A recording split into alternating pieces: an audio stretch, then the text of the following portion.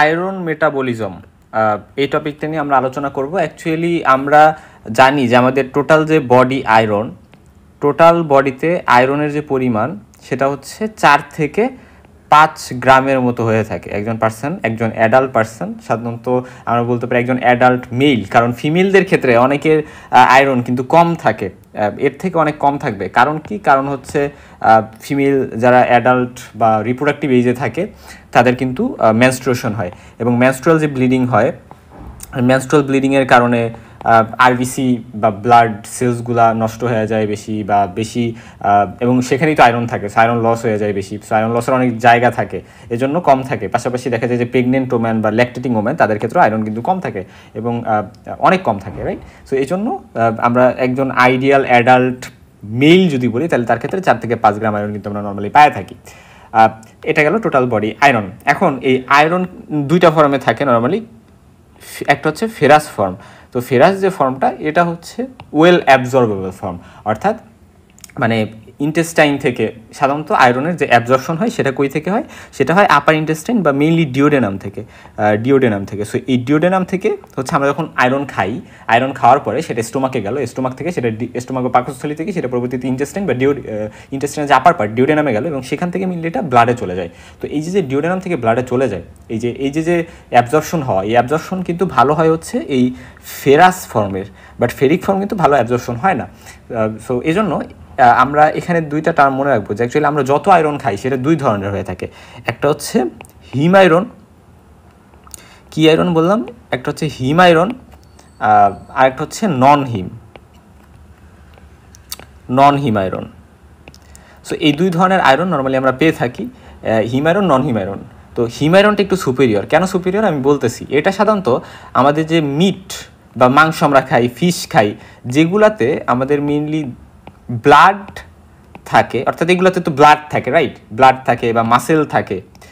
So এই কারণে এইগুলা সুপিরিয়র। এই যে আমরা আয়রন নিয়ে জানলাম যে আয়রন টোটাল বডিতে দেখা যাচ্ছে 4 গ্রামের মতো থাকে। তো এইগুলার ডিস্ট্রিবিউশন কই থাকে বডিতে, এই জিনিসটা জানা খুবই ইম্পর্টেন্ট। যে আচ্ছা, হিমোগ্লোবিনে হচ্ছে 65 থেকে 85% কিন্তু ডিস্ট্রিবিউটেড থাকে, অর্থাৎ হিমোগ্লোবিন এর জন্যই এইগুলা মানে এই আয়রনগুলো হিমোগ্লোবিনের মধ্যে থাকে বা হিমোগ্লোবিন তৈরিতে এগুলো হেল্প করে। অপরদিকে মাসেলে মায়োগ্লোবিন একটা প্রোটিন, সেই মায়োগ্লোবিন হিসেবে 4% আয়রন কিন্তু সেখানে ডিস্ট্রিবিউটেড থাকে। তারপরে ইন্টারসেলুলার অক্সিডেটিভ হিম কম্পাউন্ড, বা এখানে আমরা বলতে পারি বিভিন্ন এনজাইম, যেমন হচ্ছে সাইটোক্রোম এনজাইম বা ক্যাটালেস এনজাইম। সো এই হিসেবেও কিন্তু এই 1%-এর মতো আয়রন কিন্তু থাকে। সো এই এনজাইমগুলো খুবই ইম্পর্টেন্ট, এই জিনিসটি ইম্পর্টেন্ট। সো মাইটোকন্ড্রিয়াযুক্ত যে কোনো সেলের ক্ষেত্রে কিন্তু আয়রন পাওয়া যায়, এবং সেটা আমরা জানি যে এই সাইটোক্রোম এনজাইমটা বা ক্যাটালেস এনজাইমটা মাইটোকন্ড্রিয়াতে কিন্তু খুবই গুরুত্বপূর্ণ ভূমিকা পালন করে। আমাদের ইলেকট্রন ট্রান্সপোর্ট চেইন এটা মেনটেন করতে হলে এই সাইটোক্রোম কিন্তু লাগবে। সো এই ক্ষেত্রেও কিন্তু আয়রনের ভূমিকা আছে। এবং ট্রান্সফেরিন হচ্ছে আয়রনের ট্রান্সপোর্ট ফর্ম, অর্থাৎ ব্লাডে যখন আয়রনটা যাচ্ছে তখন ব্লাডে আয়রনটা কীভাবে থাকে? আনসার হচ্ছে ট্রান্সফেরিন ফর্মে থাকে, বা ট্রান্সফেরিন ফর্মে সেটা ব্লাডে কিন্তু ট্রান্সফার হয় বা ব্লাডে চলাচল করে। তো এটা হচ্ছে 0.1% থাকে, এবং স্টোরড অবস্থায় কিন্তু 25 থেকে 30% আয়রন থাকে। তো রেটিকুলার এন্ডোথেলিয়াল সিস্টেম বলতে এখানে মেইনলি বোঝানো হয়েছে যে স্প্লিন, বোন ম্যারো বা হচ্ছে গিয়ে লিভারের হেপাটোসাইটেও কিন্তু এটা স্টোর থাকে। সো আমরা অনেক কিছুই কিন্তু জানছি যে বোন ম্যারোতেও থাকে। এখন আমাদের যে জিনিসটা জানা আরও গুরুত্বপূর্ণ যে অ্যাকচুয়ালি বোন ম্যারো যেটা আমাদের হিমোগ্লোবিন এর তো আয়রন একটা ইম্পর্টেন্ট কম্পোনেন্ট। তো এই যে কম্পোনেন্টটা এটা কই থেকে আসে? আমরা জানি যে আয়রনটা বোন ম্যারোতে ডিস্ট্রিবিউটেড হয়। সো বোন ম্যারোতে যখন যায় এবং বোন ম্যারোতে ব্লাস্ট যখন ইম্যাচুর অবস্থায় থাকে, পরবর্তীতে সেটা ম্যাচুর ইরিথ্রোসাইট হয়, এবং এই টাইমে কিন্তু দেখা যায় যে আয়রনটা সেখান থেকে ইউটিলাইজেশন হয় বোন ম্যারো থেকে। সো ওভারঅল কথা, আমরা কিছু বেসিক কথাবার্তা জানলাম যে আয়রন তাহলে মায়োগ্লোবিন বা মাসেল এবং হিমোগ্লোবিন বা ব্লাডে কিন্তু ভালো পরিমাণ আয়রন থাকে। সো এই জন্য এই হিম যে এটা সুপিরিয়র, হিম যে ফর্মটা। এবং এখানে আরেকটা ইম্পর্টেন্ট কথা যে হিম যে আয়রন, এই হিম আয়রনে এখানে যে আয়রনটা থাকে সেটা সাধারণত Fe2+ ফর্মে থাকে। সো আমরা যখন, আমি কি বলছিলাম যে Fe2+ ফর্মটা ভালো অ্যাবজর্পশন হয়, অর্থাৎ ডিওডেনাম থেকে ব্লাডে যখন যাবে এটা খুব সহজে যেতে পারে, এটার জন্য স্পেশাল কিছুর দরকার হয় না। সো এই জন্য এটা খুবই মানে সহজেই যেতে পারে। কিন্তু নন হিম ফর্ম যেটা, এটা হচ্ছে আমরা সাধারণত যে ভেজিটেবলসগুলো খাই, আমরা ভেজিটেবলস খাই, সেই ভেজিটেবলস থেকে কিন্তু মেইনলি আমরা বা যেখানে আসলে মিট ব্লাড এই সকল বিষয় দিয়ে নাই, সেখান থেকে মেইনলি আমরা এই নন হিম আয়রনটা পেয়ে থাকি, এবং এই নন হিম আয়রনটা ফেরাস ফর্মে থাকে, Fe3+ ফর্মে। সো এটার ফার্স্টে কী করতে হবে, ইন্টেস্টাইনে Fe2+ কনভার্ট হইতে হবে, এবং ইন্টেস্টাইন Fe2+ কনভার্ট হয়ে তারপর এরা হচ্ছে গিয়ে ট্রান্সপোর্টার দিয়ে এরা হচ্ছে ব্লাডে চলে যাবে।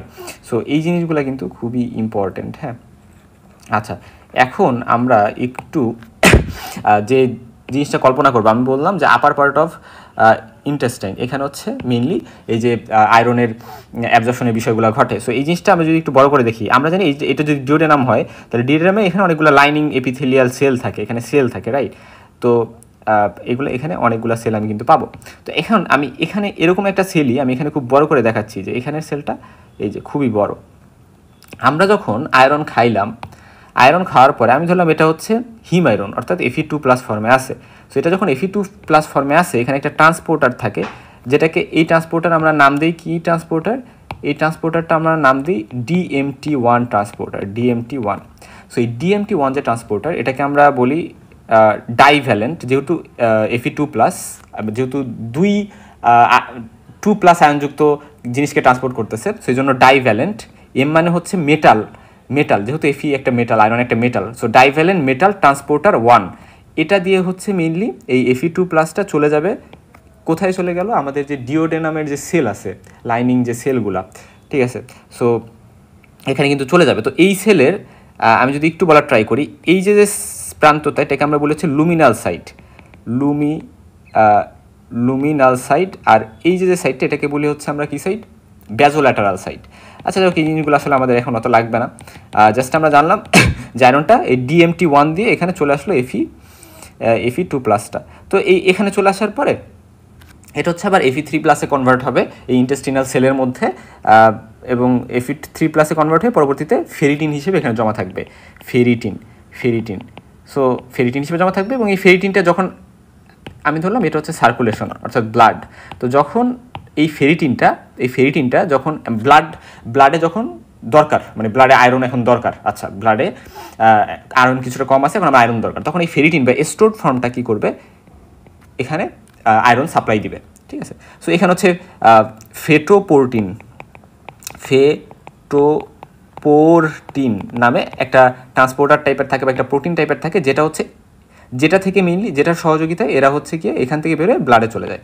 সো এরকম একটা বিষয় কিন্তু এখানে আছে, আমাদের জানা থাকা লাগবে। এবং এখানে ফেরিটিন হিসেবে আয়রন স্টোর থাকে সেলের মধ্যে, কিন্তু ফেরিটিন বাদেও কিন্তু আরেকটা স্টোর ফর্ম আছে, যেটা হচ্ছে হিমোসিডারিন। এই যে স্টেট ফর্মটা, এটা হচ্ছে সাধারণত মানে আয়রনের মানে ফেরিটিন এর ক্ষেত্রে যেটা হয় যে মেইনলি আমরা যদি একটু যাই এখানে, এই যে অ্যাপোফেরিটিন নামে একটা প্রোটিন আছে। সো নর্মালি আমি এই ছবিটাতে থেকেই বুঝাই, তারপর লাস্টে ওই ছবিটা বুঝাই দিব। সো নর্মালি যেটা হয় যে যখন এই ইন্টেস্টিনাল সেলের মধ্যে Fe2+ আসলো, তখন এটা অ্যাপোফেরিটিন নামে একটা প্রোটিনের সাথে যুক্ত হয়ে ফেরিটিন তৈরি করে। তো এখন আমি ধরলাম এটা হচ্ছে অ্যাপোফেরিটিন প্রোটিনটা, এই যে এটা। তো এই অ্যাপোফেরিটিন প্রোটিনের এখানে হচ্ছে আয়রন যুক্ত হইলো, এখানে আয়রন যুক্ত হইলো, লাল কালার দিয়ে দেখে এখানে আয়রন, এভাবে আয়রন যুক্ত হইলো। সেভাবে মেনলি আলটিমেটলি এই পুরাটাকে আমি বলতেছি ফেরিটিন। তো এমন হইতে পারে যে আচ্ছা এই ফেরিটিন বাদেও এটার পার্শিয়ালি ডাইজেশন হচ্ছে, এবং আলটিমেটলি এখানে আরও বেশি আয়রন জমা হচ্ছে, এবং অনেক বেশি আয়রন জমা হচ্ছে, ফলে এখান থেকে যখন ব্লাডে আয়রন সাপ্লাই দিচ্ছে ফেরিটিন থেকে, তখন আয়রন সাপ্লাই দিয়ে অনেক বেশি আয়রন এখানে থেকে যাচ্ছে। তো এই যে আরেকটা স্টোরেজ ফর্ম, এটাকে আমরা বলি হিমোসিডারিন। তো এই হিমোসিডারিন যে ফর্মটা, এটা কিন্তু এখানে একবার যদি হিমোসিডারিন ফর্মেশন হয়ে যায়, সেই হিমোসিডারিন থেকে কিন্তু আর আয়রন ইউটিলাইজেশন হয় না, এটা একটা ইনঅ্যাক্টিভ ফর্ম আমরা বলতে পারি, যে একবার যদি হয়ে যায় তাহলে সেখান থেকে আর আয়রন ইউটিলাইজেশন হয় না। এবং এই হিমোসিডারিন যদি বেড়ে যায়, হিমোসিডারোসিস হইতে পারে, হেমোক্রোমাটোসিস হইতে পারে। হেমোক্রোমাটোসিস হইলে কিন্তু লিভার ফেলর বা লিভার সিরোসিস থেকে শুরু করে অনেক কমপ্লিকেটেড প্রবলেম হইতে পারে, লিভার ট্রান্সপ্লান্টেশনের দরকার হইতে পারে, ঠিক আছে? হেমোক্রোমাটোসিস এটা কিন্তু হেপাটোমেগালির একটা কারণ। তো ওভারঅল কথা যে অনেক প্রবলেম কিন্তু হইতে পারে, আয়রন পয়জনিং হইতে পারে। তো আয়রন আমাদের বডিতে যে পরিমাণে দরকার সেই পরিমাণেই লাগবে, ওয়েল রেগুলেটেড হইতে হবে, এটা বেশি হইলেও হবে না, আবার কম হইলেও হবে না। সো যদি একটু বেশি হয়ে যায় তাহলে কিন্তু খুবই মারাত্মক হবে। তো বেশি কম কীভাবে কন্ট্রোল হয় বা রেগুলেশনটা কীভাবে হয়, যখন এই ব্লাডে আয়রনের দরকার হয়, আচ্ছা এফি বা আয়রনের এখানে দরকার, Fe2+ আমি ধরলাম দরকার, সেটা যখন দরকার হবে তখন এই ফেরিটিন ফর্মটা ভেঙে এখানে যাবে। তো যখন দরকার তখনই যাবে, অ্যাবজর্পশন তখনই হবে ব্লাডে, বাট যখন দরকার না তখন কিন্তু আর ব্লাডে যাবে না। সো এইভাবে হচ্ছে গিয়ে, আবার যখন বেশি দরকার তখন এখান থেকে হয়তো অ্যাবজর্পশন 2-3 গুণ বাড়াই দিবে, যখন দরকার না তখন অ্যাবজর্পশন কমাই দিবে। সো এভাবে কিন্তু এটা ওয়েল রেগুলেটেড হইতে হবে। সো এই জিনিসটা খুবই ইম্পর্টেন্ট। হ্যাঁ, আচ্ছা আমরা অনেক কথা বলে ফেলছি এখানে, অনেক বেশি মানে হিজিবিজি হয়ে গেছে, বাট স্টিল আমি এখানে আরেকটা কথা বলে আসি যে Fe2+ আমরা জানছিলাম যে হিম আয়রন যেটা, সেই হিম আয়রনটা এভাবে হচ্ছে ট্রান্সপোর্টেড হয়। যদি নন হিম আয়রন হয় তাহলে কিন্তু, আচ্ছা আমি একটু মুছে দিই আবার একটু দ্রুত আঁকাই তাহলে সুবিধা হবে, কারণ অ্যাকচুয়ালি যেহেতু অনেক বেশি মানে কনজেশন হয়ে গেছে। আচ্ছা এই যে হচ্ছে ইন্টেস্টাইন, রাইট? তো ইন্টেস্টাইনের এই যে হচ্ছে ইন্টেস্টিনাল সেলটা আমি বড় করে আঁকাইছি। এখানে আমি ধরলাম যে এবার নন হিমায়রন। সো নন হিমায়রন Fe3+ ফর্মে থাকে। এখন এটার কি হইতে হবে, Fe2+ অবশ্যই হইতে হবে, কারণ এটা যদি আমার ইন্টেস্টিনাল সেলের মধ্যে ঢুকতে হয়, অর্থাৎ এখানে কি ছিল, এখানে ছিল DMT1 নামে যে ট্রান্সপোর্টার, এটা অবশ্যই ডাইভ্যালেন্ট বা 2 আয়নযুক্ত 2+ আয়নযুক্ত ছাড়া এটা কিন্তু ট্রান্সপোর্ট করবে না। ফলে এটা কি হয়, Fe3+টা ফেরিক রিডাক্টেজের সহযোগিতায় এটা হচ্ছে কি Fe2+ কনভার্ট হবে, এবং Fe2+টা পরবর্তীতে এটার মধ্যে দিয়ে যেতে পারবে এবং পরবর্তী ইভেন্টগুলো সেম ফেরিটিন হিসেবে থাকবে বা ব্লাডে যাবে হচ্ছে, এবং ব্লাডে যখন যায় তখন কি হয় সেটা আমরা এই ছবির মাধ্যমে এখানেই দেখে নিব। হ্যাঁ, এই ছবিটা আমরা একটু ভালো করে লক্ষ্য করি যে ফার্স্টে কি হইলো, ফার্স্টে লুমেন অফ G80, যেটা এই মিউকোজাল সেল মানে হচ্ছে যে আমি একটা বড় করে সেল আঁকাইছিলাম না, এই যে এই সেলটা মানে হচ্ছে মিউকোজাল সেল অফ G80, ঠিক আছে? আর এটা হচ্ছে এটা হচ্ছে লুমেন অফ G80। সো কী হলো, এটা হচ্ছে লুমেন অফ G80, এটা হচ্ছে মিউকোজাল সেল অফ G80 যেটা, এবং এখানে হচ্ছে মেনলি সার্কুলেশন, রাইট? ব্লাড, এবং ব্লাড থেকে কই যায়, ব্লাড থেকে আলটিমেটলি বিভিন্ন টিস্যুতে ডিস্ট্রিবিউটেড হবে, যেই সকল জায়গায় ডিস্ট্রিবিউশন হওয়া দরকার, যে সকল জায়গায় জমা থাকা দরকার সেই সকল জায়গায় জমা থাকবে। সো এই জিনিসগুলো এখানে খুব মানে 4টা ভাগ করে বুঝাইছে যে আচ্ছা লুমেন অফ G80তে কী হলো, আমি যখন ফুড হিসেবে আয়রন নিলাম, সেটা হইতে পারে হিম আয়রন, নন হিম আয়রন, তো তখন সেগুলো HCl বা অর্গানিক অ্যাসিডের সহযোগিতায়, তারপরে অ্যাসকর্বিক অ্যাসিডের সহযোগিতায়, এখানে মেইনলি ধরে নিছে যে আয়রনটা Fe3+, অর্থাৎ নন হিম আয়রন ধরে নিছে। সো Fe3+ যে আয়রনটা, এটা Fe2+-এ কনভার্ট হবে। তো এটা বিভিন্ন সহযোগিতায় কনভার্ট হবে, এবং এক্ষেত্রে কিন্তু ফেরো রিডাক্টেস এনজাইম যেটা, এটাও সহযোগিতা করবে।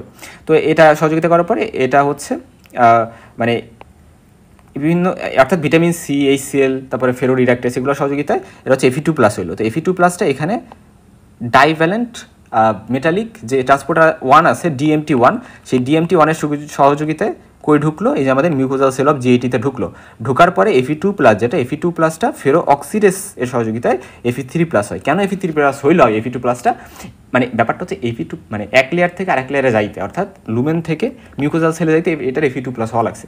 এটা হচ্ছে ভালো ট্রান্সপোর্ট ফর্ম, বা ভালো আমরা বলতে পারি যে অ্যাবজর্পশন হওয়ার ভালো ফর্ম Fe2+, কিন্তু এটা হচ্ছে ফেরিটিন হিসেবে যখন জমা থাকবে, ফেরিটিন হইতে হইলে কিন্তু আবার এটার Fe3+ হওয়া লাগবে, মানে ফেরিটিন ফর্মটাতে Fe3+ থাকে, সেই জন্য এটা আবার ফেরো অক্সিডেসের মাধ্যমে Fe3+ হবে, এবং Fe3+ হবে। তো এক্ষেত্রে অ্যাপোফেরিটিন যে প্রোটিনটা আছে সেটার সাথে Fe3+ যুক্ত হয়ে ফেরিটিন গঠন করে, এবং ফেরিটিনে আয়রনটা ফেরিক ফর্মে থাকে, Fe3+ ফর্মে থাকে, এটা আমরা জানলাম।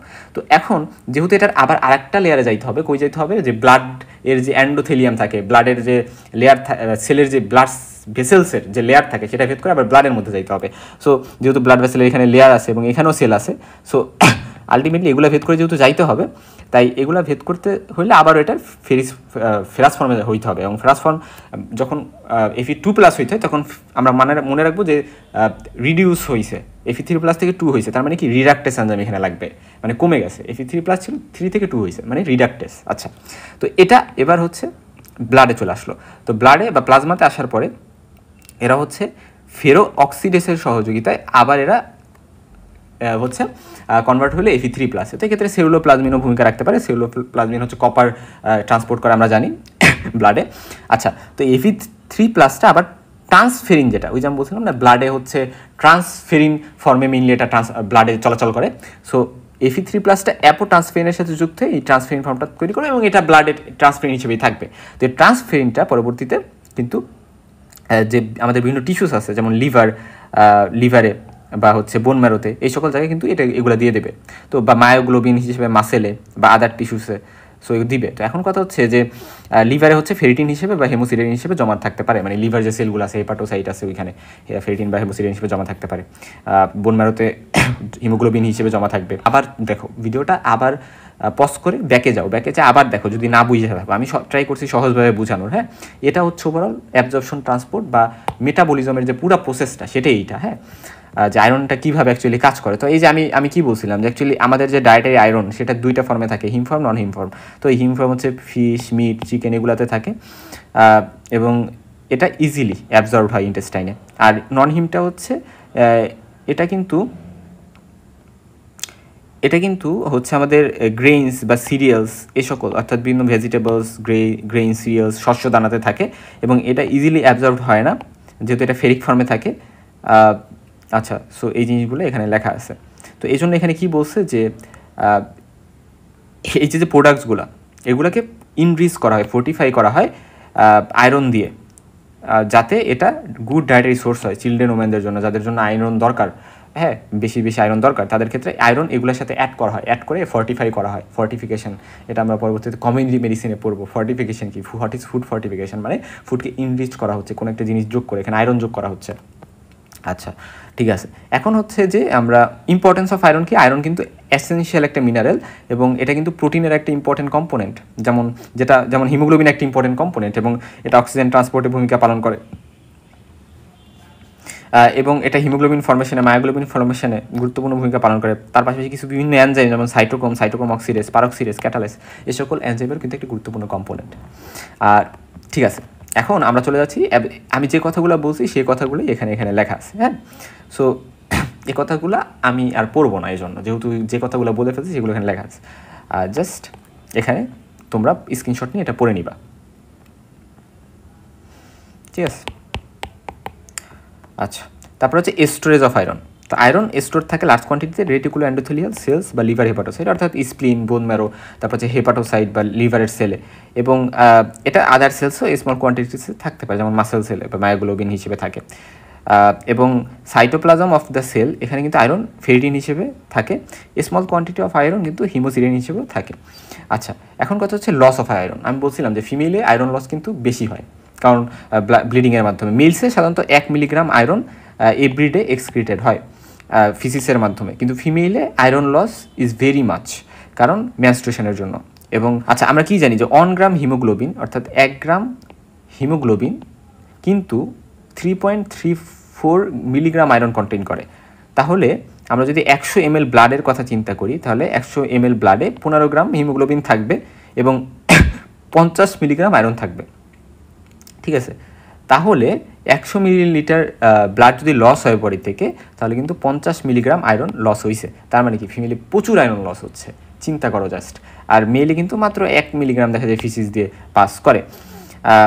সো দেখা যায় যে during every menstrual cycle about 50 ml blood কিন্তু ফিমেলে লস হয়, ফলে 25 মিলিগ্রাম আয়রন লস্ট হইতে পারে ফিমেলে।